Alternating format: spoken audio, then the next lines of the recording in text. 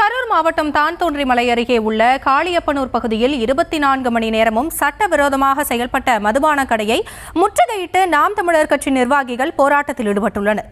மேலும் கடைக்குள் சென்று வீடியோ எடுப்பதை கண்டதும் மது பிரியர்கள் உடனடியாக ஓட்டம் பிடித்த காட்சிகளும் அதில் பதிவாகியிருக்கிறது. இது குறித்த விவரங்களோடு இணைகிறார் எமது செய்தியாளர் பிரபாகரன். என்ன நடந்தது? முழு விவரங்களை பதிவு செய்யலாம்.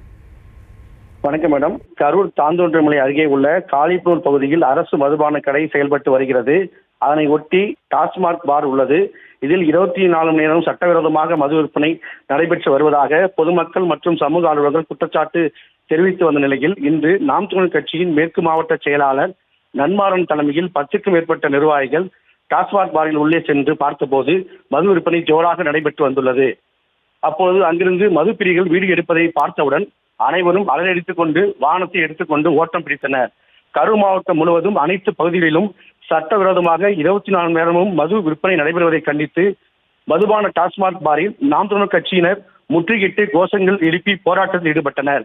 தகவல் அறிந்து வந்த தாழ்நிலை போலீசார் நாம் தமிழர் கட்சி நிர்வாகிகள் சம்பவ இடத்திற்கு சென்ற பிறகு போலீசார் உள்ளே சென்று மது பாட்டில்கள் பறிமுதல் செய்தவுடன் ஒருவரை மட்டும் அழைத்து சென்றனர்.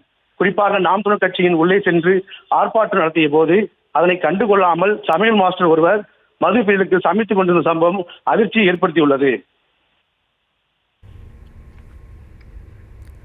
விவரங்களுக்கு நன்றி பிரபாகரன்.